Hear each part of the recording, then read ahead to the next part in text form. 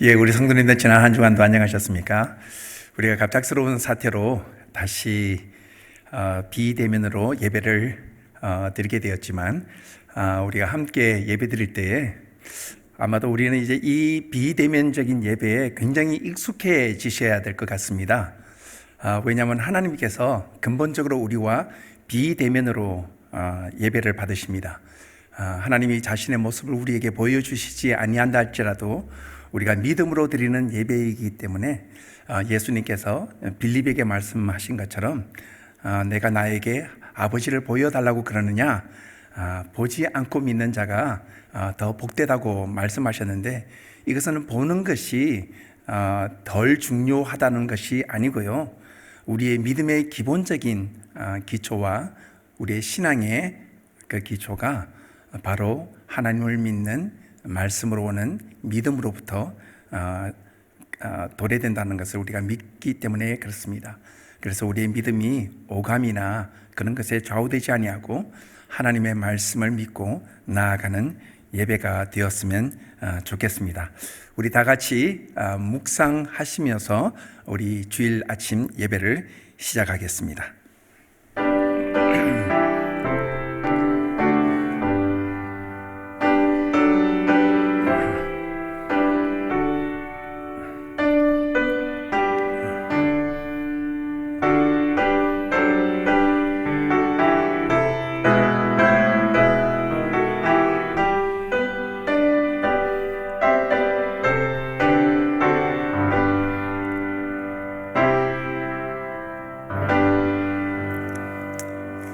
우리의 모든 영광과 찬양을 받으시기에 합당하신 하나님 아버지, 우리 주일을 맞이해서 우리가 가지고 있는 또 처한 모든 처소에서 우리의 모든 가족들이 시간을 맞추어 함께 모여 예배할 수 있는 이 은혜를 주셔서 감사합니다. 갑작스러운 상황으로 인해서 우리가 다시 비대면으로 흩어졌지만 우리의 장소와 시간을 초월해서 우리의 인생 가운데 참여하시고 우리를 인도하시는 하나님께서 이날 아침도 우리가 처한 모든 처소마다 함께 해 주셔서 주실 예비하신 은혜를 주실 줄로 믿습니다. 지난 한 주간 동안도 우리를 주의 은혜 가운데 지켜주신 것도 감사하거니와 우리의 미래도 하나님께서 우리의 인생을 인도해 주실 것을 믿는 믿음으로 주 앞에 나아서오며 함께 드리는 이 예배를 통해서 하나님께서 우리 가운데 깊이 임재하셔서 우리 각 사람에게 주실 주의 음성을 들려 주옵소서. 그래서 이것이 우리에게 큰 축복이 되는 이 주일 예배가 될 수 있도록 은혜 내려 주옵소서. 예수님 이름으로 기도합니다. 아멘. 우리 다 같이 사도신경으로 우리의 신앙을 고백합니다. 나는 전능하신 아버지 하나님, 천지의 창조주를 믿습니다. 나는 그의 유일하신 아들 우리 주 예수 그리스도를 믿습니다. 그는 성령으로 잉태되어 동정녀 마리아에게서 나시고 본디오 빌라도에게 고난을 받아 십자가에 못 박혀 죽으시고 장사된 지 사흘 만에 죽은 자 가운데서 다시 살아나셨으며 하늘에 오르시어 전능하신 하나님 우편에 앉아 계시다가 거기로부터 살아있는 자와 죽은 자를 심판하러 오십니다. 나는 성령을 믿습니다. 거룩한 공교회와 성도의 교제와 죄를 용서받는 것과 몸의 부활과 영생을 믿습니다. 아멘. 여러분이 가지고 있는 성경 가운데 교동문 46번 시편 98편이 되겠습니다. 우리 함께 교독하겠습니다. 내 영혼아 여호와를 송축하라. 여호와 나의 하나님이여, 주는 심히 위대하시며 존귀와 권위로 옷 입으셨나이다. 주께서 옷을 입음같이 빛을 입으시며 하늘을 휘장같이 치시며 물에 자기의 누각에 들보를 얹으시며 구름으로 자기 수레를 삼으시고 바람 날개로 다니시며 바람을 자기 사신으로 삼으시고 불꽃으로 자기 사역자를 삼으시며 땅의 기초를 놓으사 영원히 흔들리지 아니하게 하셨나이다. 주께서 물의 경계를 정하여 넘치지 못하게 하시며 다시 돌아와 땅을 덮지 못하게 하셨나이다. 여호와께서 샘을 골짜기에서 솟아나게 하시고 산 사이에 흐르게 하사 각종 들짐승에게 마시게 하시니 들나귀들도 해가라며 공중의 새들도 그 가에서 깃들이며 나뭇가지 사이에서 지저귀는도다.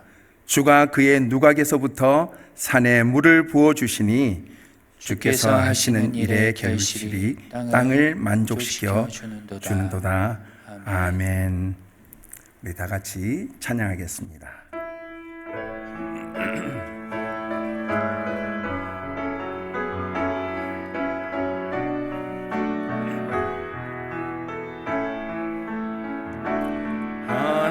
하나님의 사랑을 사모하는 자, 하나님의 평안을 바라보는 자, 너의 모든 것 창조하신 우리 주님이 너를 얼마나 사랑하시는지 하나님께 찬양과 경배하는 자, 하나님의 선하심을 닮아가는 자, 너의 모든 것 창조하신 우리 주님이 너를 자녀 삼으셨네. 하나님 사랑의 눈으로 너를 어느 때나 바라보시고 하나님 인자한 귀로서 언제나 너에게 기울이시니 어둠에 밝은 빛을 비춰주시고 너의 작은 신음에도 응답하시니 너는 어느 곳에 있든지 주를 향하고 주만 바라보지라.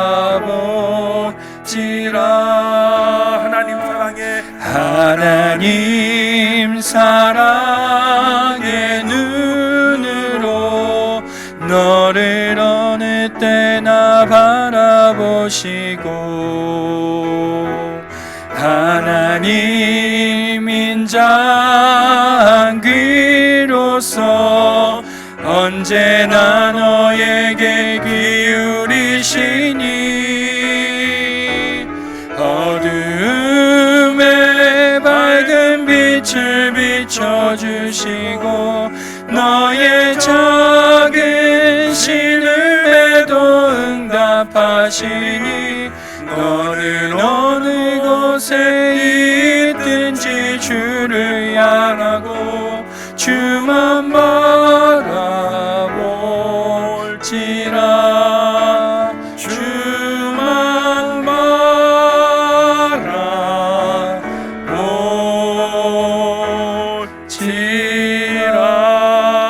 바라볼지라. 아멘.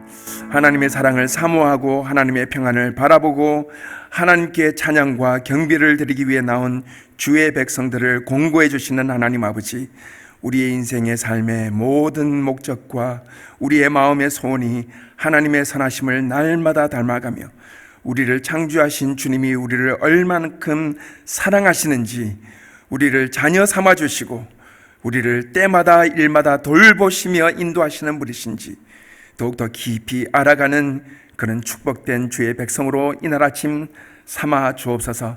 지난 한 주간도 주의 은혜 때문에 감사하며 살 수 있었습니다. 어려움도 있었고 정말 우리에게 도전적인 상황들도 많이 있었지만 주께서 우리를 사랑해 주셨기 때문에 성령으로 말미암아 우리에게 날마다 주의 말씀을 주시고 주의 은혜를 주시고 주의 백성들을 보내주셔 우리에게 격려를 주시고 우리가 주 앞에서 살 수 있도록 도와주신 은혜 참으로 감사합니다.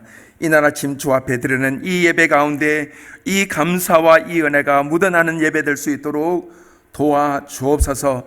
우리에게 있는 많은 사건들, 또 우리에게 있는 많은 필요들 가운데 특별히 하나님, 질병으로 인해서, 이 코로나로 인해서 어려움을 당하는 가족들이 있습니다. 우리 가운데 언제부터 모르게 하나님, 이 질병이 마치 죽음의 행진처럼 우리의 뇌에 속삭이고 있지만, 이 시간 다시 한번 우리가 주의 말씀을 붙잡고 나아가오매 도적이 오는 것은 훔치고 죽이고 멸망시키는 것이로되, 예수께서 말씀하시길 내가 온 것은 너에게 생명을 주고 더욱더 풍성하게 하신다고 하신 주의 말씀처럼, 주님, 이날 하나님, 어려움과 고통 가운데 있는 주의 백성들을 찾아가 권고해 주시고, 그 가정 가운데 죽음의 이 모든 행정과 이 구름들이 사라지고 주께 주시는 평안과 기쁨과 확신 가운데 주 앞에 다시 한번 예배하며 나아갈 수 있는 은혜를 허락해 주옵소서. 무엇보다도 이 시대에 이 코로나로 인해서 두려움과 절망 속에 살아가는 주의 많은 백성들과 이 나라의 백성들이 있사오매, 하나님 아버지, 가정마다 개인마다 주께서 찾아가 주셔서 권고해 주시고, 하나님을 믿고 하나님을 따르는 사람들이 어떠한 순간에도 주를 사랑함으로 우리의 믿음을 지키는 것이 어떤 것인지 많은 사람들과 우리의 자녀들에게 보여주며 살아갈 수 있는 은혜를 허락해 주옵소서. 날마다 건강을 더해 주시고 힘을 회복하게 도와주시고, 이전보다도 주를 더욱더 깊이 사랑함이 많은 사람들에게 우리의 증거와 하나님 증인이 되는 삶이 될 수 있도록 하나님 도와주옵소서. 하나님, 함께 예배를 모여서 드리지는 못하지만 우리 가정 가운데, 우리의 자녀들의 삶 가운데 주의 말씀이 깊이 뿌리 내리는 이날 하루가 되게 도와주시고, 가정마다 예배로서의 이런 전통적인 시간으로 주의 말씀을 듣는 것이 아니라 오늘 하루 온종일 우리의 모든 가정들이 하나님의 말씀으로 깊이 잠겨지게 도와주시고, 우리의 부모들의 입술과 삶을 통해서 우리의 자녀들에게까지 하나님, 이 말씀의 증거가 전달될 수 있는 은혜를 허락해 주옵소서. 선교지마다 주께서 은총을 베풀어 주시고, 무엇보다도 하나님, 몇 주 전에 우리에게 그동안 공석으로 있었던 새로운 담임 목사님을 초대할 청빙을 결정짓는 은혜를 주셨습니다. 준비하는 모든 과정 가운데 주께서 은총을 베풀어 주시고, 오시는 목사님이나 맞이하는 성도들 가운데 믿음과 은혜로 충만하게 붙들어 주셔서 다시 한번 주의 말씀 가운데 도약할 수 있는 그런 축복이 있을 수 있도록 도와주시옵소서. 무엇보다도 이번 주간에 하나님, 대입시험을 앞두고 준비하고 있는 주의 자녀들이 있습니다. 우리 최가은, 정예진 자매를 주께서 축복해 주시고, 그동안 배우고 갈고 닦았던 것들이 이 시험에 잘 반영되어서 하나님 나라의 기둥같이 쓰임받을 수 있는 귀한 자녀들로 삼아 주옵소서. 이때까지 이 땅 위에서 자라면서 주의 말씀으로 양육받던 주의 모든 백성들을, 우리의 자녀들을 주께서 권고해 주시고, 이 땅 가운데 자라면서 새 속에 물들지 아니하고 하나님의 말씀 가운데 깊이 뿌리를 내릴 수 있는 귀한 자녀들로 주께서 은총을 베풀어 주옵소서. 이 나라를 안전 가운데 주께서 다스려 주시고, 우리의 대통령과 지도자들을 주께서 권고해 주셔서 믿음으로 그리고 축복으로 이 나라를 잘 다스릴 수 있도록 도와주실 분들로, 하나님, 연로하신 우리의 어르신들과 질병 가운데 있는 성도들을 주께서 붙들어 주시기를 기도드리고, 우리의 자녀들의 믿음과 학업과 진로와 결혼을 위해서 하나님, 어떻게 하든지 간에 이 땅 가운데 살아가면서 하나님의 영광을 위해서 살아가는 것이 어떤 것인지 우리가 깊이 모든 사람들 앞에 증거하며 살아갈 수 있는 그런 주의 백성 삼아 주옵소서. 오늘도 우리가 주의 말씀을 듣습니다. 주께서 우리의 귀를 열어주시고, 우리의 마음을 열어주시고, 우리의 생각을 열어주시고, 하나님, 그래서 우리가 주의 말씀을 들을 때에 모든 주의 백성들이 마음과 생각과 삶으로 아멘으로 화답하며 주 앞에 나올 수 있는 은혜를 베풀어 주옵소서. 부족한 종을 주께서 주의 말씀으로 덧입혀 주시고, 함께 말씀을 나눌 때에 주의 은혜가 함께 넘치도록 도와 주옵소서. 예수님의 이름으로 감사하며 기도합니다. 아멘.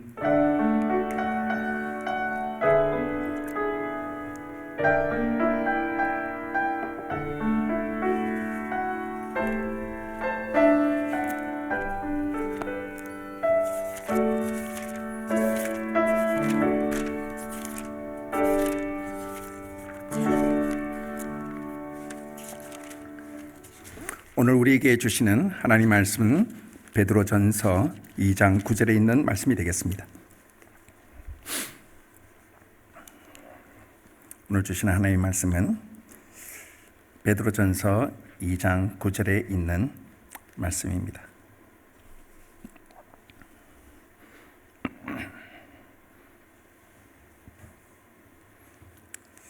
베드로전서 2장 9절에 있는 말씀이 우리 다 같이 봉독하겠습니다. 그러나 너희는 택하신 족속이요 왕 같은 제사장들이요 거룩한 나라요 그의 소유가 된 백성이니 이는 너희를 어두운 데서 불러내어 그의 기이한 빛에 들어가게 하신 이의 아름다운 덕을 선포하게 하려 하심이니라.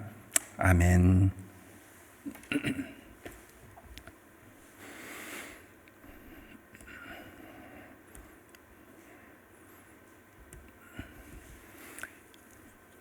저는 이 교회에 그 설교를 부탁받아 시작하면서 어떠한 말씀으로 여러분과 함께 나눌까 고민하다가 가장 기본적인 그리스도인의 정체성에 대해서 여러분과 함께 말씀을 나누고 있는 중에 있었습니다. 물론 지난 한 3주간 동안 좀 갭이 있었지만 다시 한번 우리가 잠시 복습을 하면서 도대체 이것이 왜 우리에게 이렇게 중요한지 함께 잠시 복습하면서 오늘의 말씀을 듣도록 하겠습니다. 저는 여러분들에게 이 베드로전서의 상황이 그 당시 있어서 오늘 우리가 당하는 이 팬데믹보다도 훨씬 더 강하고 훨씬 더 사람들에게 두려움과 공포와 또 모든 것을 잃어버리는 팬데믹 상황이었다고 말씀을 드렸습니다. 예루살렘에 있었던 놀라운 핍박으로 인해서 자기의 가정, 또 자기의 일터, 또 자기가 살아왔던 고향 다 버리고 온 세계에 뿔뿔이 흩어질 수밖에 없었던 그리스도인들, 그리고 무엇이든지 간에 새로운 삶의 터전을 시작했어야만 했던 그리스도인들, 그들에게 있어서는 이것은 그냥 단순한 일이 아니었습니다. 우리가 같이 생각하는 것처럼 이민을 떠나는 것도 아니었고요, 또 우리가 무엇을 가지고 갈 수 있는 그러한 여력이 있는 것도 아니었습니다. 그들은 이때까지 살고 있던 모든 것을 다 잃어버린 다음에 전혀 새로운 땅에서 새로운 것을 개척하면서 살아갈 수밖에 없는 그런 상황이었습니다. 제가 이 상황을 잠시 조금 이해할 수 있는 그런 사건이 있었는데요. 제가 한 석 달 전에 하나님께서 제 마음 가운데 강력한 그런 부담감을 주셔서 제가 사역을 잠시 내려놓고 우크라이나를 들어갔습니다. 제게 있어서는 이 세상 가운데 복음을 전할 수 있는 가장 좋은 기회가 언제인 줄 아십니까? 여러분, 사람들에게 언제 복음이 가장 실질적으로 그들에게 다가오는지 아세요? 고통당할 때예요. 어려움 당할 때예요. 근데 그것이 가장 표면적으로 잘 표출되는 상황이 바로 전쟁입니다. 기아입니다. 자연재해예요. 여러분, 이럴 때는요, 사람이 그 인생 가운데서 가장 깊은 필요, 모든 것이 다 순식간에 잃어버린 그런 순간이기 때문에 사람들은 절망에 처할 수밖에 없어요. 그런 사람들에게 있어서는 어떤 조그만 도움도 그들에게 큰 임팩트, 충격이 됩니다. 그래서 그와 함께 복음을 받아들일 수 있는 마음밭이 잘 준비되는 것을 저는 이때까지 인생을 살면서 경험했기 때문에 제가 전쟁이나 기아나 혹은 이 자연재해가 나면 저희 사역에서는 제일 먼저 움직이기를 원하고 또 저거는 이때까지 그렇게 살아왔어요. 근데 하나님께서 말씀하셔서 제가 우크라이나를 들어갔어요. 그래서 전쟁 지역으로 들어갔는데요. 여러분, 떠날 사람들은 다 떠났어요. 젊은 사람들은 다 떠났습니다. 그리고 원래 외국을 희망하던 사람들은 이 전쟁처럼 좋은 기회가 없었어요. 그들에게서. 왜냐하면 국제 기구들이 와서 이 난민들을 자기가 원하는 나라로 다 이렇게 분산시켜줬어요. 그러니까 평소에 내가 스페인을 가고 싶었다. 근데 비자도 못 받고 돈도 없었어요. 근데 이 전쟁이 그들에게 그 나라를 갈 수 있는 기회를 허락해줬어요. 그래서 갈 수 있는 사람들은 다 떠났어요. 그런데 거기에 남아있는 사람들이 있었어요. 그 사람들은 부녀자들, 또 늙으신 노인들이었어요. 그래서 그들에게 찾아가서 음식을 나누고 그들에게 물어봤습니다. 지금 곧 소련군이 들어와서 그렇게 많은 사람들을 학살했는데 왜 안 떠나십니까? 여러분, 왜 안 떠나셨을까? 제 아내의 가족이 함경도 시에요. 근데 한국 전쟁이 일어났을 때 다 피난 오지 않으시고 반만 내려오셨어요. 그래서 아직도 제 아내의 그 조부, 그 가족들은 반반이 다 흩어졌어요. 그래서 제가 그렇게 물어봤습니다. 왜 다 안 오셨을까요? 전쟁이 나면 그들에게 극한 상황이 닥치는 것을 알면서도 왜 피난을 안 가셨을까요? 제가 거기서 막 이렇게 사람들, 노인들과 함께 교제를 하면서 음식도 나누면서 이런 이야기를 들었어요. 그분들이 뭐라고 그러는지 아십니까? 내가 새로운 곳에 가서 새롭게 정착하느니 내가 이곳에서 죽는 게 훨씬 더 쉽습니다. 내가 이때까지 살아왔던 삶의 터전, 익숙한 환경, 이것을 버리는 것이 새로운 곳에서 그 나이에 새롭게 뭔가를 시작하는 것이 훨씬 쉽다라는 거예요. 새로운 곳에 가는 것보다도 이곳에 있는 것이 아무리 힘들다 할지라도. 그러다가 이번에 최근에 미사일 공격을 받아서 수많은 주민들이 죽음을 맞이했습니다. 저희 사역자들도 그때 들어갔다가 미사일 공격 때문에 급히 피신을 해서 무사히 21명의 우리 사역자들이 잘 무사히 피신해서 다시 칠레로 돌아왔습니다. 여러분, 이러한 상황들은요 그렇게 쉬운 상황이 아니었어요. 모든 것이 절체절명의 위기였습니다. 자, 이런 사람들에게 만약에 여러분들이 복음을 전하는 사람들이라면, 제가 선교사이고 제가 목사라고, 그리고 이 베드로사라고 그들에게 줄 수 있는 말씀이 있다면 어떤 말씀이 그들에게 위로가 될까요? 어떤 말씀이 이런 사람들에게 위로가 될까요? 힘이 될까요?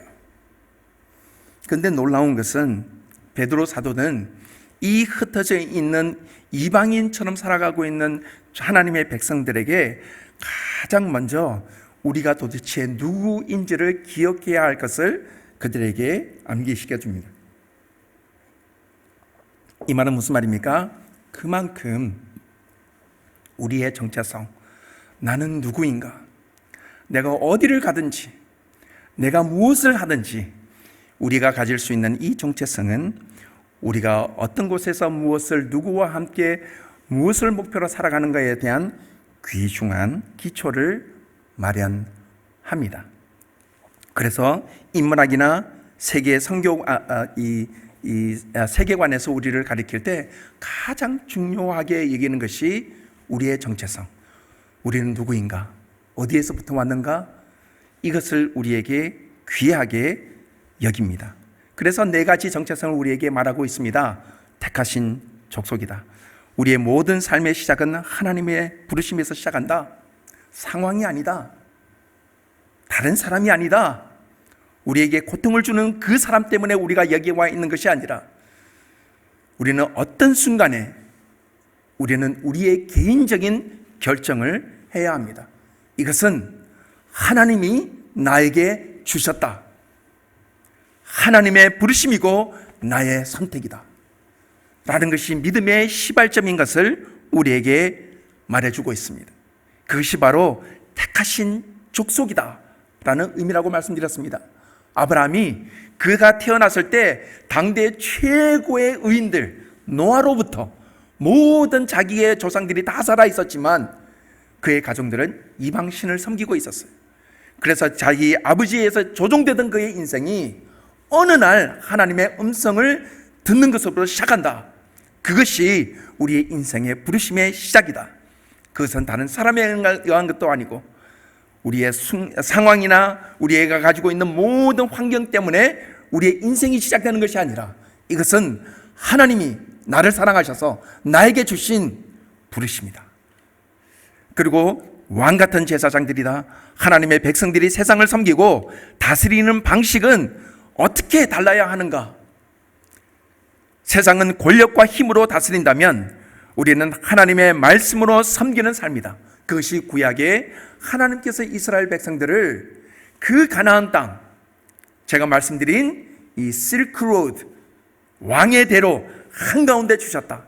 그래서 세상을 넘나드는 장사꾼들이 이 나라를 지날 때마다 이 나라에서 일어나고 있는, 가나안 땅에서 일어나고 있는 이스라엘 백성들의 삶 가운데서 일어나고 있는 제사와 절기, 날마다 그것이 자기의 개인적인 집안에서 일어나는 일들이 아니라 공적인 사회 앞에서 자기의 인생에 대해서, 자기의 자신의 신앙에 대해서, 다른 사람과의 관계에 대해서, 다른 사람들과의 재물에 대해서, 올바른 비즈니스에 대해서 내가 얼만큼 정직하게 살아야 하는지를 표출하며 살도록, 그래서 우리가 가지고 있는 하나님의 말씀이 단순하게 내가 집에서 혼자 말씀을 읽으면서 지키는 신앙생활이 아니라 사회 앞에서 날마다 넘나드는 세계인의 상인들 앞에서 우리가 믿음의 모범을 우리의 장사를 통해서, 사업을 통해서, 우리의 가족의 관계를 통해서 사람들에게 보여주는 것이다.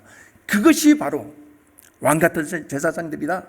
왕이 나를 다스리지 아니한다 할지라도 내가 날마다 나의 의무를 다하는 삶. 여러분, 칠레의 대통령이 누구죠? 보리치아닙니까? 그렇죠? 그 사람이 왕이죠? 그러면 그 사람이 왕이라고 여러분의 쓰레기, 집에 있는 쓰레기 와가지고 청소해 줍니까? 여러분의 우리 집에 있는 앞들을 그 사람이 와가지고 다 청소해 줍니까? 그렇지 않죠. 그는 왕이세요. 그 사람은 대통령입니다. 그렇다고 해서 우리가, 그렇죠? 백성이 자기가 살고 있는 집, 자기가 살고 있는 마을, 내가 다른 사람들과 어떻게 더불어 살아야 하는 것은 왕이 결정하는 것이 아니에요. 시민이 결정하는 것이다. 그래서 이것은 그리스도인들이 이 세상을 살아갈 때 왕은 우리 예수 그리스도, 하나님이 우리의 왕이시다. 그렇다면 하나님을 왕으로 모신 백성들이 날마다의 삶 가운데서 우리에게 주어진 가정과 교육과 예술과 정치와 경제와 모든 분야에 걸쳐서 내가 어떻게 살아가는지는 이 세상 사람들 앞에서의 우리의 증거가 된다. 그것이 바로 왕같은 제사장들이다. 여러분 생각을 해보시겠습니까? 지금 핍박 때문에 흩어진 그리스도인들이 가장 정체절명세, 그 가운데 무슨 법이 존재하겠습니까? 여러분, 전쟁 가운데서는요 법이 존재하지를 않아요. winner, 택시로 승자가 독식하는 세상이에요. 거기는 법이 집행될 수 없는 그런 상황이에요. 그렇죠? 그 가운데서도 마치 왕이 있는 것처럼 질서가 있어야 되고 법규가 있어야 되고 그 가운데 하모니가 있어야 되고 그렇게 살아가는 것이 바로 하나님의 백성이다. 그래서 우리 연합교회는 지난 몇 달 동안에도 목회자가 없다 할지라도 우리는 우리 교회 일원으로서 우리의 사명들을 정말 잘 감당하셨어요. 왜? 목회자가 우리의 주인이 아닙니다. 왕이신 하나님, 그분이 다스린다면 목회자가 있어도 없어도 그 가운데 우리의 믿음은 성장할 수 있다. 우리의 믿음 지킬 수 있다. 그것이 바로 왕 같은 제사장들이다. 우리의 믿음은 다른 사람들에게 의존적인 신앙이 아닙니다. 우리의 믿음은 다른 사람들에게 의존적인 믿음이 아닙니다. 그것은 하나님 앞에서 내가 어떠한 상황 가운데서도 우리의 믿음을 지켜낼 수 있는 그런 신분이 바로 우리다. 그런 분이 하나님이시다. 그분이 하나님이시고 인격적인 분이시다. 그분이 우리에게 오셔서 우리를 다스리실 수 있다. 그리고 세 번째로 오늘 거룩함에 대해서 말씀드립니다. 그러면서 이렇게 말합니다. 너희는 거룩한 나라다. 여러분, 여기에 두 가지 단어가 나오는데 첫 번째는요 거룩함이라는 단어고요, 두 번째는 나라라는 단어입니다. 여러분, 여기에는 모든 것은 복수잖아요. 그렇죠? 택하신 족속이고 당의 왕같은 제사장들이고 다음에 이 거룩한 나라다. 여러분, 이것은 우리에게 무엇을 시사합니까?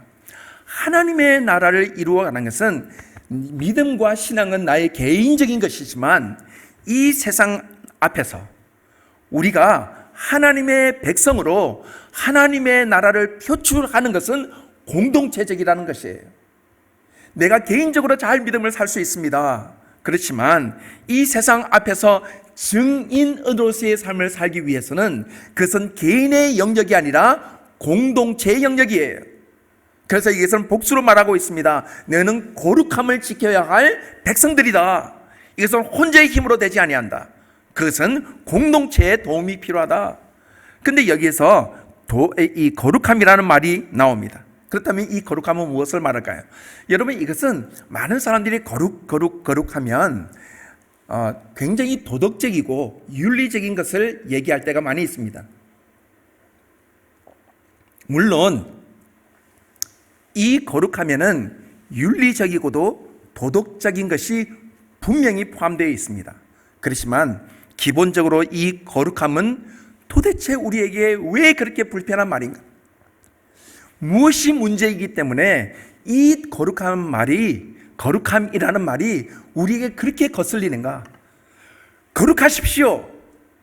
하나님 앞에서 거룩을 유지하십시오. 그렇게 말하면 마치 우리는 어떤 윤리적이고도 도덕적인 어떤 그 강조점이 굉장히 부각되기 쉽습니다. 그렇지만 여기에 말하는 이 거룩함이란 굉장히 구체적이고도 상세한 어떤 상황을 우리에게 설명해 줍니다. 그것은 무엇이라고 말하냐면 이 거룩함과 이 거룩함이라는 것은 히브리어도 그렇고요, 헬라어도 그렇고요, 하나님을 위해서 두 가지를 말하고 있습니다. 무엇으로부터 무엇을 향하여. 자, 다시요. 거룩함이란 분리되는 것을 말해요. 구별하는 것을 말합니다. 여러분, 이 컵은 아마도 이 교회에 아마 수십 개 혹은 수백 개가 있는 컵일 거예요. 그런데 이 컵을 우리 집사님께서 혹은 권사님께서 혹은 장로님께서 그 컵을 하나를 딱 띄었어요. 가져왔어요. 식당에서. 그래서 여기에 갖다 놨어요. 이 순간 이 컵은 어떤 역할을 합니까? 그 많은 컵들 가운데 구별되었다라는 거예요. 그래서 여기에 있는 이 자체가 바로 거룩이라는 말이에요. 이 거룩이라는 단어는 구별되다, 그리고 따로 떼어냈다, 성별됐다, 그리고 어떤 사람들에게 드려졌다, 이관되었다라는 뜻을 가지고 있어요. 그것이 거룩이라는 뜻입니다. 거기에 여기에는 무슨 윤리적이고도 이게 뭐 이 컵이 다른 컵보다 예쁜 것도 없고요, 이것이 더 귀한 것도 없고요, 아무것도 없어요. 단지 그냥 어떤 한 사람이 떼어서 갖다 놓는 것밖에 없어요. 이 상태를 거룩이라고 말합니다. 이 거룩이란 말은 그 이전에 말씀드렸던 너는 택하신 족속이다, 택했다, 그리고 왕 같은 제사장들이다. 거기에 무슨 이 사람들이 정치 수업을 받았습니까? 아무것도 없어요. 하나님의 말씀과 그리고 제사와 절기를 통해서 그런 이 모든 세상들 앞에서 왕의 신분이 없어도 사람들 앞에서 그 인생의 삶 그 자체가 사람들 앞에 마치 왕처럼 살아가는 사람들이었다. 정체성을 말해주고 있는 것이죠. 거룩한 백성이다, 구별받았다, 따로 떼어져 받았다. 그래서 이것은 특별한 목적이 있다. 그래서 이 거룩함에는 두 가지 역할이 있어요. 무엇으로부터? 자, 어디서부터 왔습니까? 부엌으로부터. 그렇죠? 부엌으로부터 왔어요. 그리고 무엇을 위해서? 설교자를 위해서. 그래서 이것은 어디에서부터 누구 무엇을 위해서라는 두 가지 상황이 있습니다. 자, 그렇다면 여기에서 말하고 있는 어디서부터는 무엇을 얘기할까요? 여러분, 하나님께서 이스라엘 백성들을 어디에서부터 분리시켜 주셨죠? 어디에서부터 이스라엘 백성들을 데리고 나오셨죠? 성경은 거듭 우리에게 이렇게 강조합니다. 내가 너를 애굽에서부터 기억나십니까? 내가 너를 애굽 종되었던 땅에서부터 내가 너를 불러내었다, 구별했다. 그렇죠? 이것은 무엇을 얘기합니까?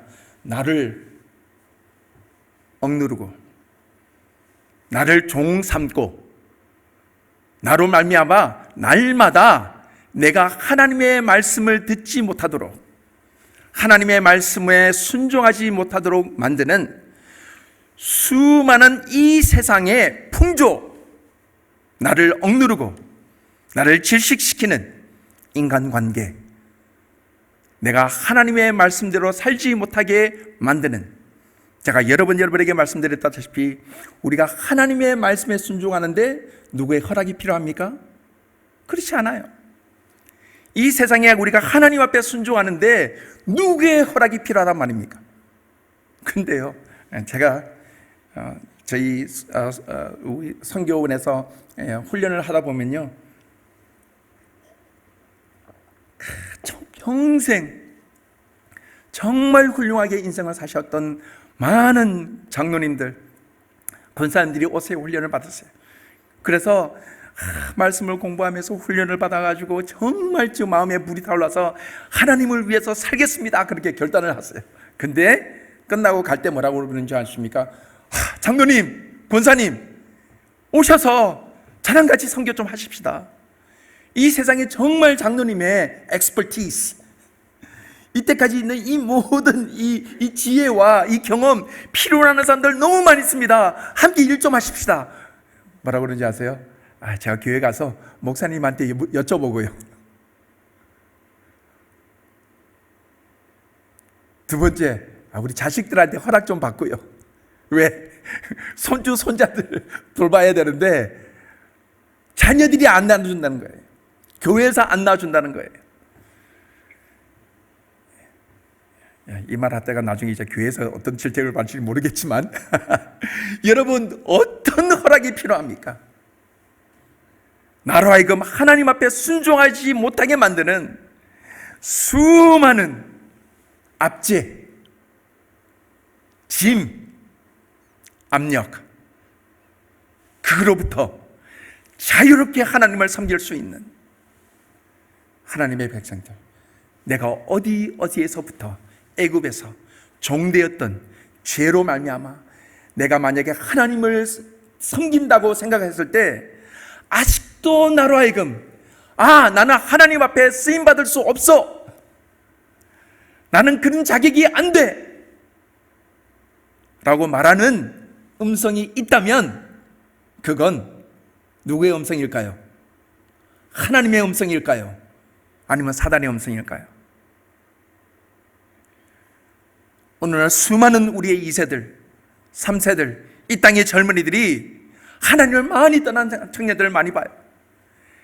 근데 이 청년들이 말하고 있는, 계속해서 반복하는 말들이 있어요. 하나님이 선하시다면 왜 이 땅에 코로나가 있습니까? 하나님이 선하시다면 왜 우리 가정 가운데 이런 고통이 있어야 합니까? 하나님이 선하신 분이시다면 왜 우리 아빠가, 우리 엄마가, 우리 할머니와 우리 할아버지가 돌아가셔야 돼요? 그렇게 고통을 받아야 됩니까? 그 문제에 대해서는 제가 다음에 다시 설명을 드리겠지만, 만약에 어떠한 상황이라도 불구하고 그런 질문을 하는 것은 괜찮아요. 그렇지만 그 질문이 그러므로 내가 하나님을 신뢰할 수 없어 라고 결정을 지었다면, 여러분 잘 생각해 보세요. 어떤 상황이 있었어요. 고통스러운 상황이 있었어요. 근데 그 결론이 뭐라고요? 하나님을 신뢰할 수 없어, 하나님을 믿을 수 없어 라고 개인이 결정했다면 누가 이겼습니까? 누가 이겼죠? 사단이 이겼어요. 사단이 이겼어요. 왜? 성경은 그렇게 말합니다. 사단이 온 것은 훔치고 죽이고 멸망시키는 것이다. 근데 주께서 오셔서, 만약에 주께서 우리에게 믿음을 주셔서 신앙으로 극복하고 승리했다면 어떤 것들일까요? 그 사람에게는 어려움 가운데서도 생명이 있어요. 더 풍성함이 있습니다. 그래서 어려울 때 하나님 앞에 더 가까이 나아갑니다. 하나님을 더 깊게 붙잡습니다. 하나님을 더욱더 갈구합니다. 하나님 앞에 더 나아갑니다. 그것이 바로 거룩함의 증거예요. 내가 세상으로부터 분리되었다. 나는 이 세상으로부터 분리되었다. 그런 것들이 있고요. 또 하나는 이 세상으로부터 죄와 사망으로부터 분리가 아니라 무엇을 위하여. 여러분, 이 이야기를 조금 더 여러분에게 드리기 위해서는 19금 이야기를 좀 해야 돼요.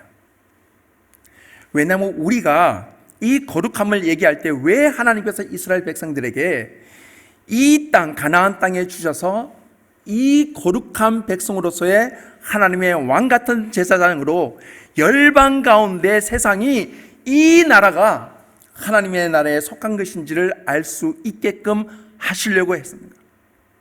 왜 하나님께서 이 땅에 두셨을까? 왜 하나님께서 열방 가운데 이스라엘 백성들을 그 가운데 두셨을까? 가장 어려운 순간에. 여러분, 제가 말씀드렸죠? 신약 시대에도 시간도 마찬가지입니다. 여러분, 법이 집행되지 않는 나라, 그것이 전쟁이라고 말씀드렸어요. 전쟁이나 어떤 이 기근이나 이 자연 재해나 완전히 어떤 상황이 마비가 되면은요, 법이 집행되지 않을 뿐더러 법에 대해서 무감각해져요, 사람들이. 이 나쁜 것이라고 이 도덕적인 기준이 사라지게 됩니다. 그래서 아시죠? 전쟁이 일어나게 되면 가장 많이 고통받는 사람들이 여자들이에요. 강간당하고 인신매매당하고. 이때도 마찬가지였습니다. 고통받고 핍박 가운데 흩어지게 되면, 여러분, 특별히 1세기 그리스도인들, 로마가 다스리던 이 세계에 있어서는 여러분 도덕률, 윤리 이런 거 없어요. 거기에 대해서 다 드러나게 되는, 정말 대책이 자기 자신을 보호할 수 없는 그런 윤리적이고도 도덕적인 그런 치부와 그런 위험에 노출되게 돼 있어요. 자, 이스라엘 백성들이 가나안 땅에 갔어요. 여러분, 왜 하나님께서 이스라엘 백성들을 가나안 종족 가운데 주셨을까요? 그 땅을 멸하라고 말씀하셨을까요? 왜냐하면 가나안은 우리가 잘 알고 있는 우상 숭배의 나라. 어떤 우상 숭배가 있었죠? 바알과 아세라예요. 여러분, 바알과 아세라는 단순한 우상 숭배가 아닙니다. 여러분, 제가 여러분에게 묻겠습니다. 바알과 아세라 우상 숭배는 예배를 어떻게 드리나요? 바알과 아세라 예배가 어떻게 드리죠? 뭐 우리처럼 모여가지고 강당이 있어가지고 찬양 인도자가 나와가지고 위대하신 바알 찬양하세 위대하신 아세라 뭐 그렇게 찬양합니까? 그런 다음에 제사장이 나와가지고 경전을 읽으면서 얼만큼 바알이 위대하고 얼만큼 아세라가 위대하고 설교하고 그럽니까? 그런 다음에 헌금 거둡니까? 그런 것 아니었어요.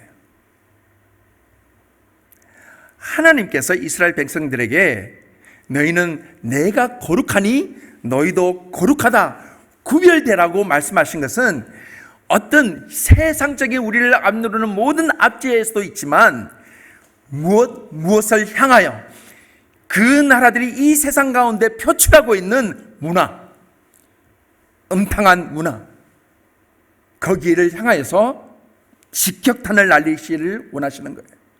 이것은 우리에게 굉장히 도전이 되는 말씀입니다. 바알은 남성신이에요. 아세라는 여성신입니다.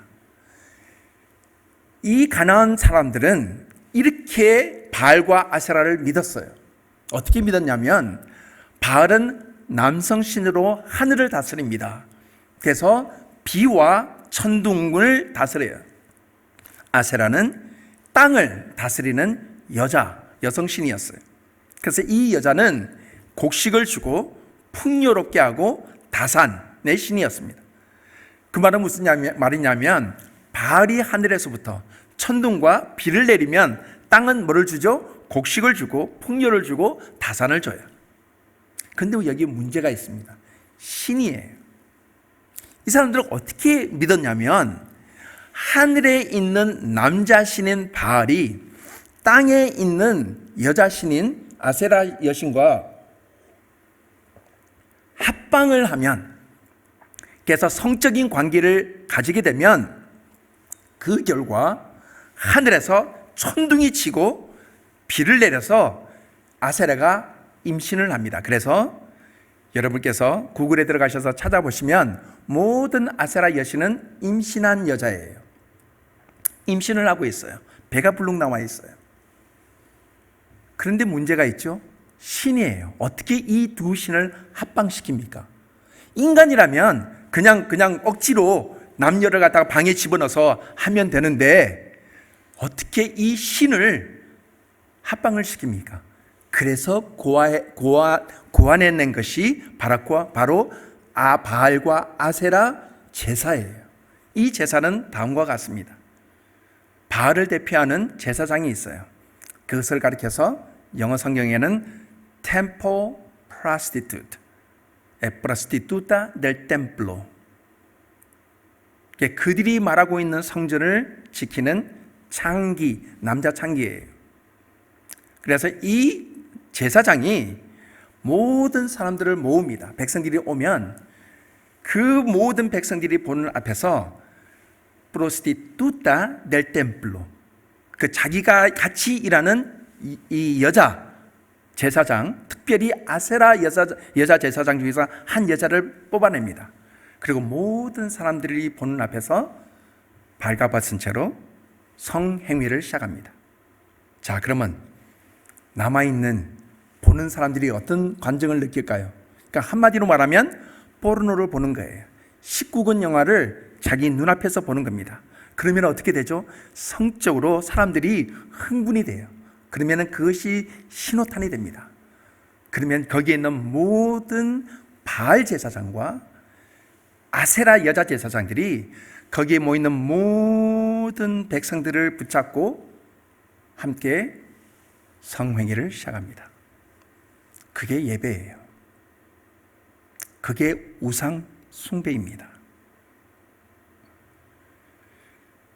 그럼 이것은 단순하게 어떤 특별한 어떤 조직이나 어떠한 영역에서 이루어지는 것이 아니라 그것이 그 백성들 가운데서 일어나고 있는 날마다의 삶의 모습이었어요.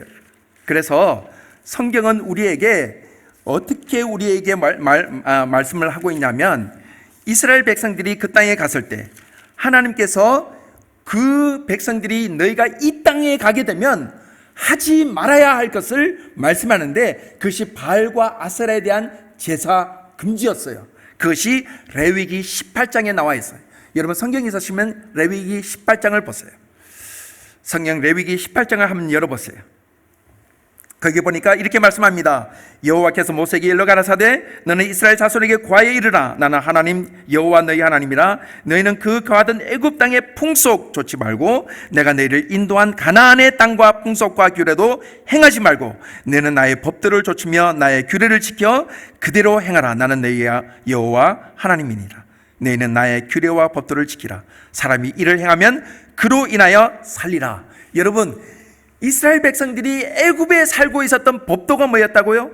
규례가 뭐였다고요? 풍속이 여러분 이건 단순하게 관습이 아니라 규례래요. 규례, 법이요 법. 이것은 해도 되고 안 해도 되는 것이 아니라 해야 되는 규례였어요. 규례. 그것이 바로 애굽의 규례였고 풍속이었고 가나안의 풍속이고 규례였어요. 근데 이것이 뭔지 아십니까? 바로 사람들이 바알과 아세라의 예배였어요. 우상 숭배였어요. 제가 이걸 읽기도 싫어요. 너무 적나라해서. 보세요. 너희는 골육지친을 가까이 하죠. 그 하체를 성관계 맺지 말아라. 엄마하고 성관계 맺지 말고, 아버지와 성관계 맺지 말고, 계모하고 성관계 맺지 말고, 네 자매하고 성관계 맺지 말고, 손녀, 외손녀 성관계 맺지 말고, 고모, 이모, 내 아비의 형제, 숙모, 삼촌, 자부, 내 형제의 아내의 하체를 범치 말고, 여인과 그 여인의 딸의 하체를 범치 말고, 외손녀 하지 말고, 또 여자가 생리하는 기간에 하지 말고, 타인의 아내와 성관계 하지 말고, 20절 21절 그리고 너희 결탄코 너희 자녀를 몰락에게 주어 불로 통각해 하지 말라. 제가 이거는 설명해 드릴 거예요. 그리고 22절 너는 여자와 교합함과 같이 남자와 동성연애 말하고 있죠. 다음에 24 수간 말하고 있죠. 짐승하고.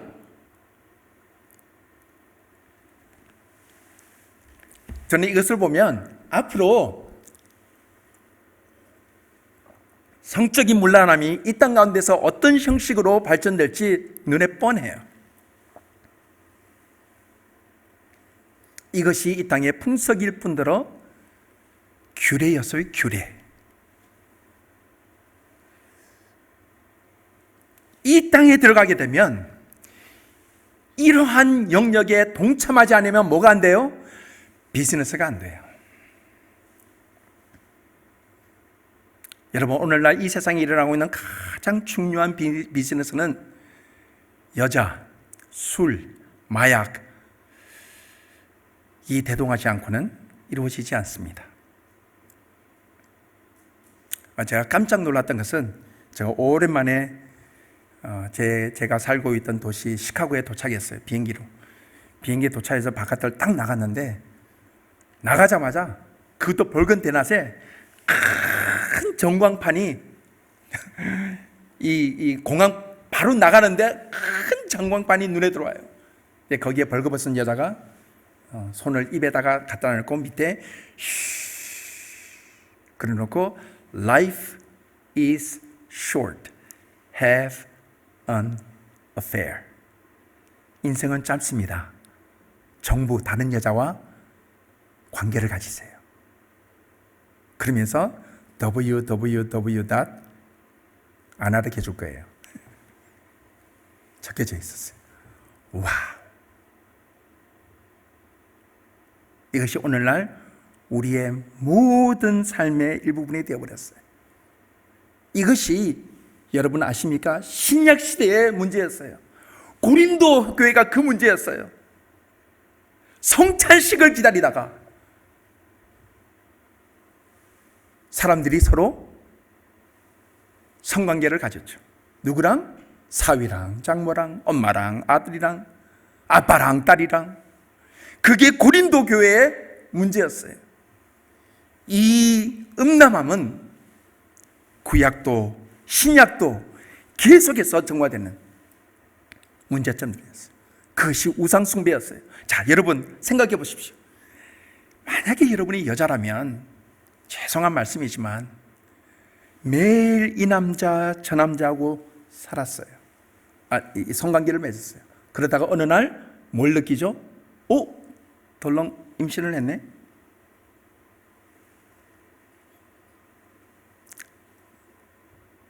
이 아이가 누구의 아이인지 알 수 있습니까? 없습니까?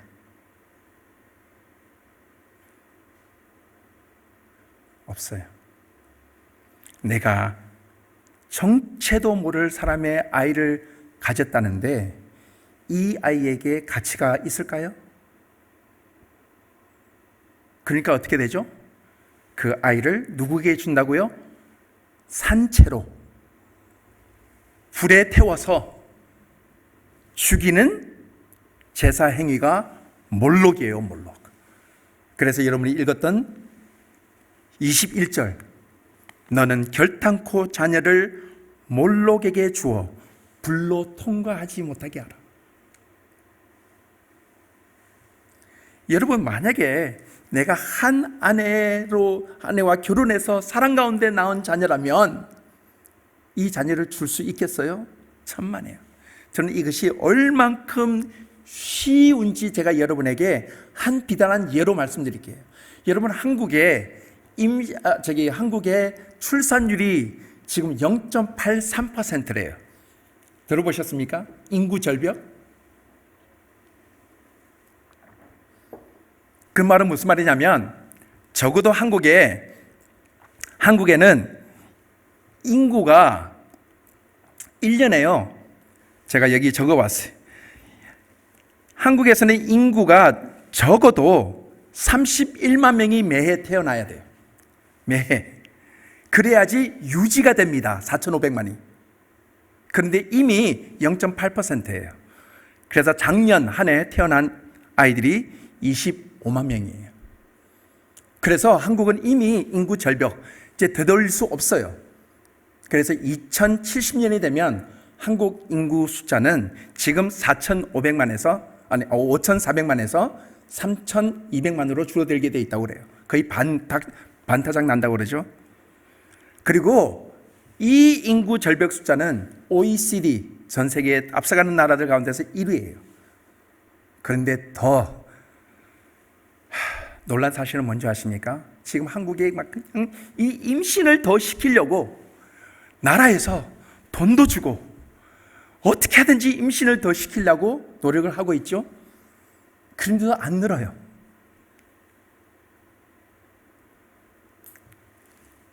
그런데 작년 한 해 한국에서 낙태시킨 아이들의 숫자가 몇 천인지 아십니까? 한국에 매일 낙태되는 아이의 숫자가 5,000명. 작년 한 해 동안에 낙태된 아이들의 숫자가 110만 명.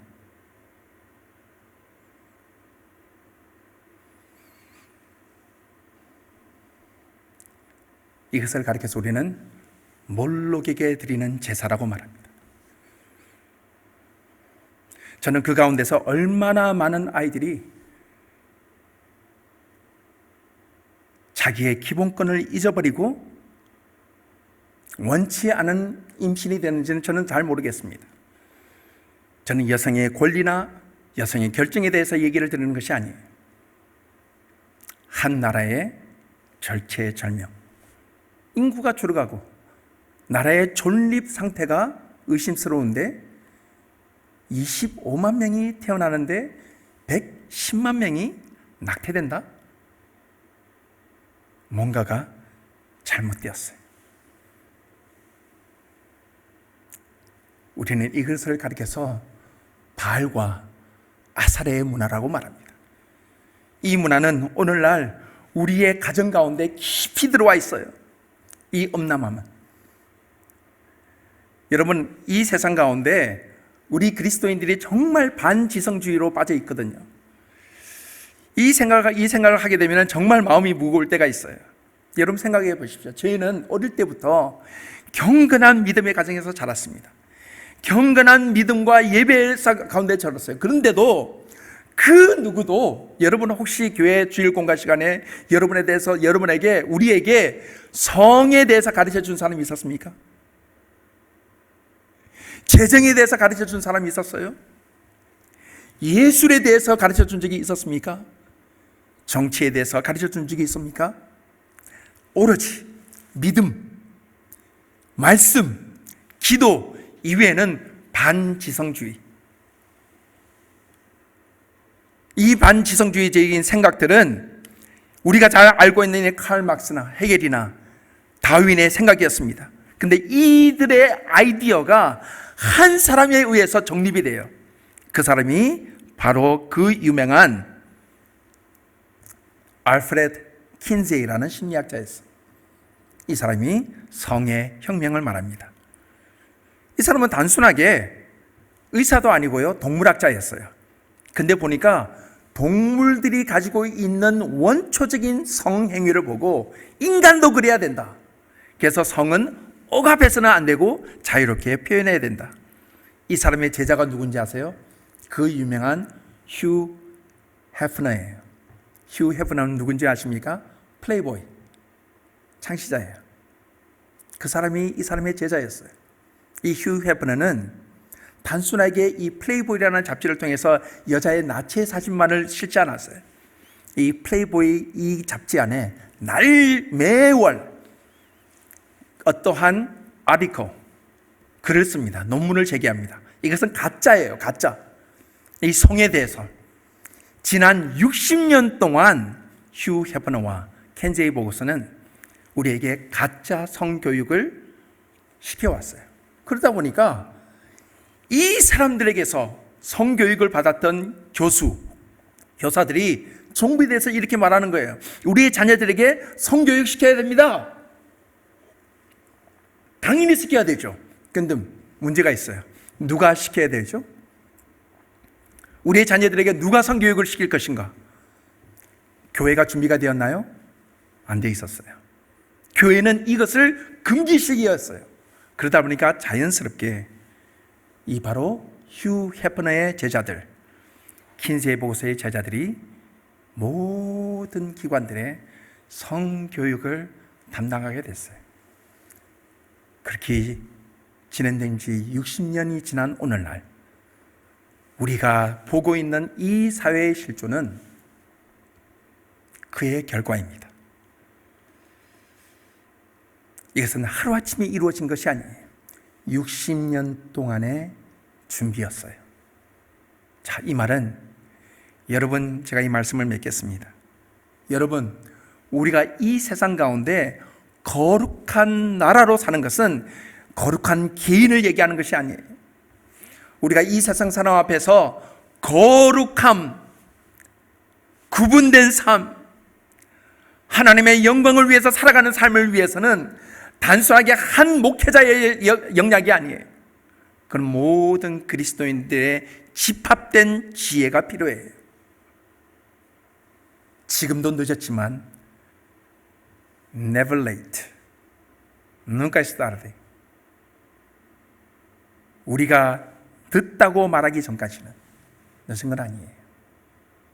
시작할 수 있어요.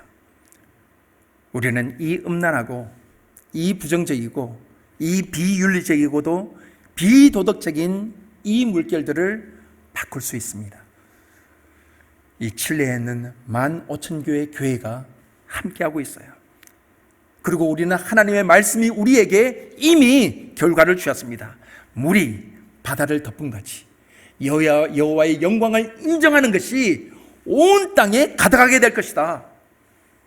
하나님이 승리하실 것입니다. 이를 위해서 우리 교회가 믿음과 말씀과 기도 위에 하나님을 섬기고 이 땅을 변화시키고 하나님의 영광을 위해서 사는 것이 어떤 것인지 고민하고 준비하고 교육하는 그런 교회가 되어야 될 줄로 믿습니다. 말씀을 마치겠습니다. 우리는 누구인가? 우리는 선택받는 하나님의 백성입니다. 무엇을 이 세상 가운데 왕같은 제사장으로, 나라는 왕이란 타이틀이 없어도 나는 이 세상 사람들 앞에서 영향력을 미칠 수 있다. 그리고 거룩함을 보여줄 수 있는 공동체다. 그것이 기인으로 할 수 없지만 우리는 우리의 교회 공동체와 믿음의 공동체와 믿음의 친구들을 통해서 학문을 통해서 오늘도 대학 입시를 앞두고 있는 우리의 자녀들의 이 학업을 통해서 이들이 앞으로 우리의 교회의 미래를 책임질 수 있는 믿음의 자녀가 될 수 있기를 주님의 이름으로 축원합니다. 함께 기도하겠습니다. 하나님 아버지, 우리가 이 세상을 살아가면서 이러한 백성으로 살 수 있도록 도와주십시오. 우리가 하나님의 나라에 택하신 족속으로 왕같은 제사장으로 거룩함을 표현할 수 있는 믿음의 민족으로 살아갈 수 있도록 도와주옵소서. 예수님의 이름으로 감사하며 기도합니다. 아멘. 찬송가 455장 찬송하겠습니다.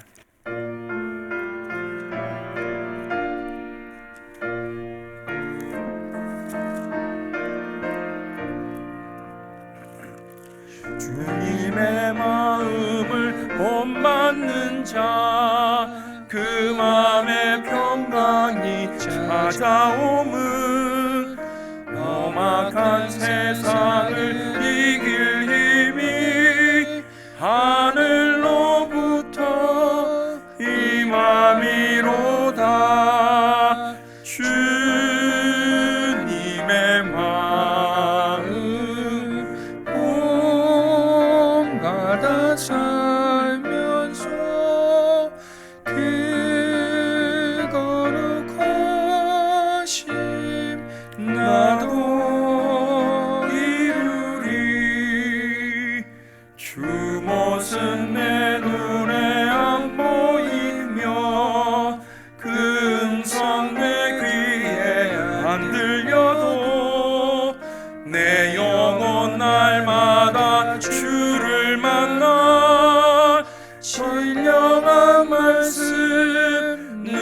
세우도다.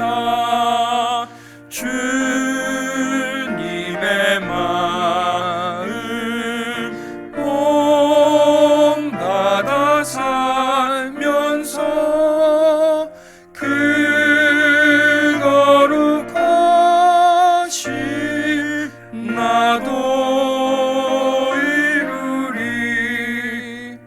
가는 길 거칠고 험하여도 내 안에 불평이 없어짐은 십자가 고난을 이겨내신 주님의 마음 본받음이라. 주님의 마음 본받아 살면서 그 거룩하심 나도 이루리. 주 예수 세상에 다시 오실 그날의 무성도 변화하여 주님의 빛나는 그 영상을 다 함께 보며 주 찬양하리. 주님의 마음 본받아 살면서 그 거룩하심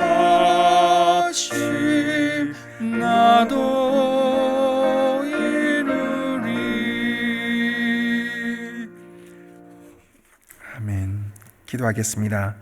하나님 아버지, 우리가 있는 처소에서 우리가 함께 우리가 봉헌은 하지 못하지만 우리의 마음과 정성을 담아 주 앞에 드리는 이 헌물을 주께서 헌납하시고 기쁘게 받아주셔서 주님의 나라와 그 영광을 위하게 귀하게 쓰임받는 헌물이 되도록 은총을 베풀어 주옵소서.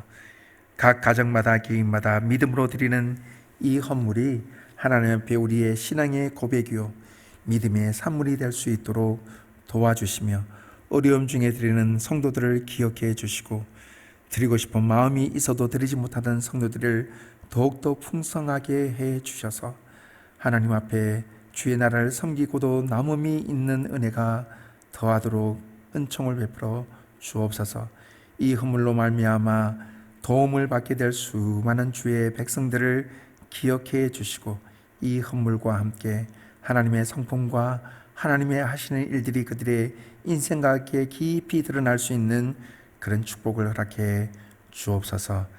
이 헌물을 다스리는 주의 백성들을 귀하게 은총을 베풀어 주셔서 지혜대로 잘 정치기의 역할을 감당하는 은총이 있게 도와 주옵소서. 예수님의 이름으로 감사하며 기도합니다. 아멘.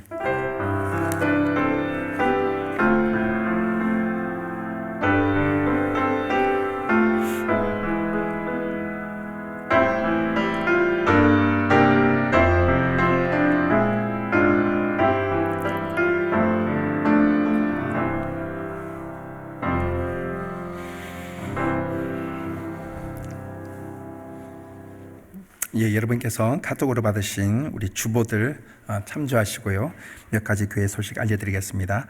매일 저녁 9시에 합심기도 있는 것 꼭 기도해 주시고 아래에 있는 합심기도 제목들을 여러분께서 기억해 주셔서 함께 기도해 참석해 주시면 감사하겠습니다. 매주 화요일부터 토요일까지 오전 7시 30분에 우리 소예배실에서 아침 기도회 있는 것 기억하시고요. 참석하실 수 있는 분들 또 시간을 내셔서 참석하시면 큰 은혜가 있을 줄로 믿습니다. 우리 다음 주일은 우리 추수 감사 예배 및 우리 성찬식이 있습니다. 꼭 여러분께서 마음을 준비하시고 모여 주시면 감사하겠고요. 특별히 다음 주일은 우리 온 가족 예배로 모든 세대가 함께 모여서 11시에 본당에서 예배를 드리게 됩니다. 9시 예배가 없다는 점 여러분께서 기억해 주시면 감사하겠습니다. 우리 연말을 맞아서 우리 회개 및 우리 재정 감사가 진행되겠습니다. 우리 27일 주일까지 각 기관에서 수고하시는 분들, 부서에서는 회계 장부를 잘 정리하셔서 우리 당회에 제출해 주시면 감사하겠습니다. 특별히 이제 우리 감사로서는 우리 장준영 안수 집사님 그리고 맹관호 집사님께서 이 감사를 담당해 주시겠습니다. 감사를 드립니다. 우리 교우 소식으로서는요, 우리 최가은 장예신 우리 11월 28일부터 30일까지 대학 입시 시험을 치르게 됩니다. 특별히 그 부모님뿐만 아니라 주위에 계신 우리 성도님들께서도 꼭 함께 기도에 참여해 주시고 격려해 주시면 감사하겠습니다. 특별히 이제 우리 담임 목사님께서 청비 내셨는데 오시는 모든 과정 가운데 하나님께서 은혜를 주시도록 함께 기도해 주시고 준비해 주시면 고맙겠습니다. 우리 마지막으로 찬양 부르고 마치겠습니다.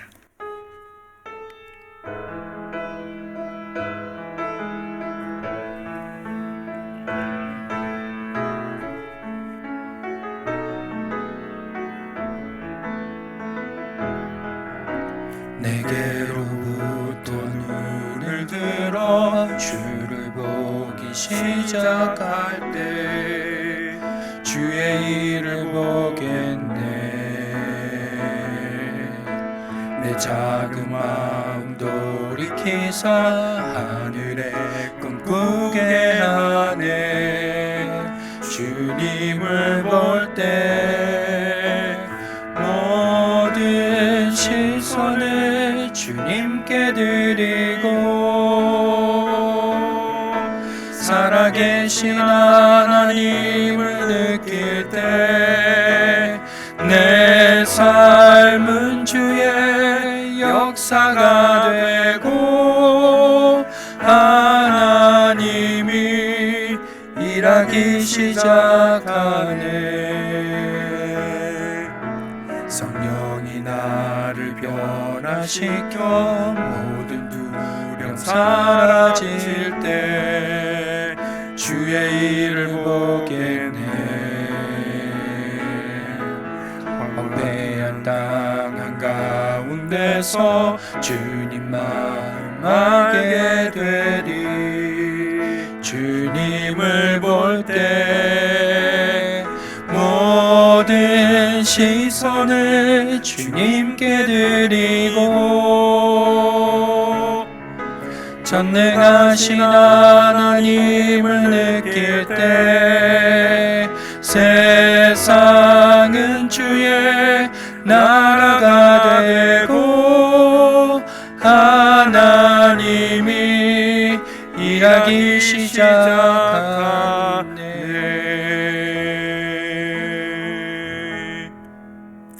지금은 우리 주 예수 그리스도의 은혜와 하나님 아버지의 극진하신 사랑하심과 성령의 감화 교통 인도하심이 주의 말씀을 따라 이번 한 주간도 이 세상 사람들 그리고 주의 백성들 앞에서 선택받은 민족이요 왕같이 살아가는 주의 백성이요 거룩함을 보여주는 주의 백성으로 살아가기로 다짐하는 주의 모든 권속들 머리머리 위에 특별히 여러 가지 질병과 코로나로 힘들어하고 고통 가운데 있는 주의 백성들 머리머리와 그 가정들 머리 위에 지금부터 영원토록 함께 계실지어다. 아멘.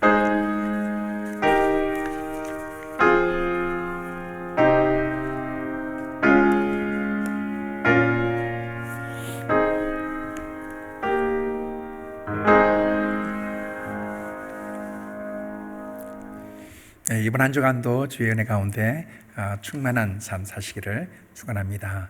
다음 주에 뵙겠습니다.